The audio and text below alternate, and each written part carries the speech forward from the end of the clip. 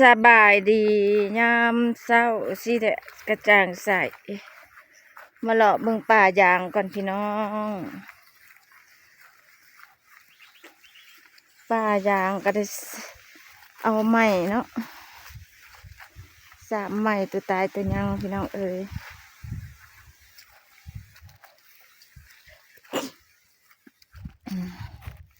เห็นไหมคนตัดเฮ้ยมันบ่หลายดอกพี่น้องปีนี้พอได้เงินมันเนาะปูก็ไม่ได้ซึ่งกัน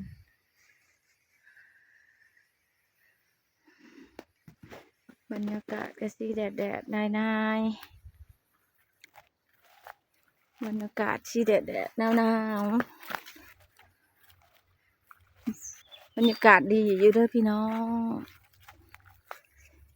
ยายน้องขวัญพาหล่อเบิ่งสวนยางพี่น้องเอ๋ย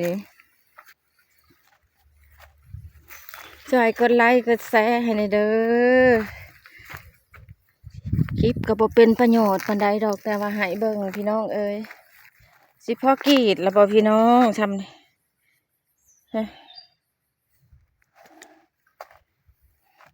ตัวนี้เขาสามใหม่เนาะตัวนี้เนาะ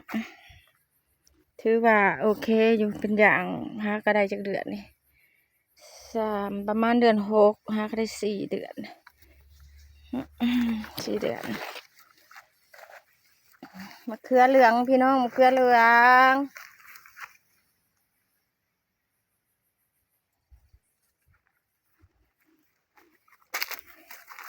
เพิ่งตัวตายตัวยังวะ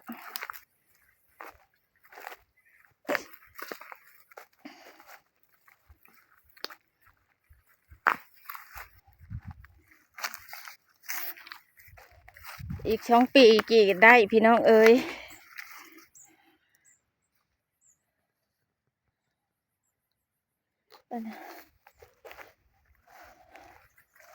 นี่ว่าคืองามแท้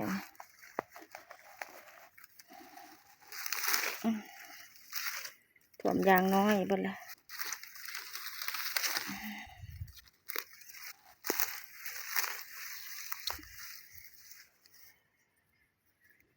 บัดตัวบ่ขึ้น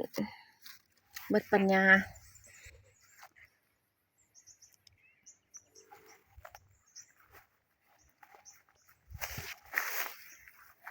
บัดตัวขึ้น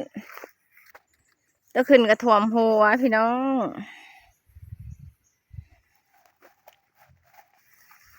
มีทั้งขึ้นแล้วก็บ่ขึ้นเด้อพี่น้องเด้อ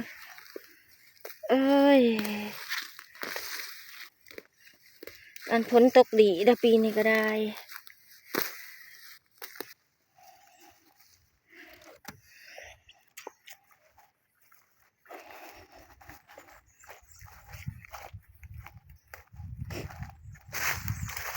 มึงดูนี่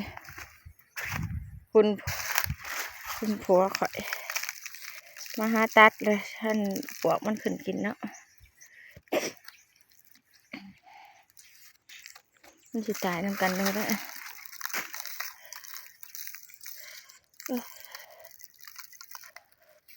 มันแทงง่ายๆนี่จ้องว่าเขาสิตัดกันงานเดียวนี่ก็ยังอันนี้ล่ำมือจะเบิดเบิดปัญญาค่าคำขึ้นจับนี้กันเด้อพี่น้อง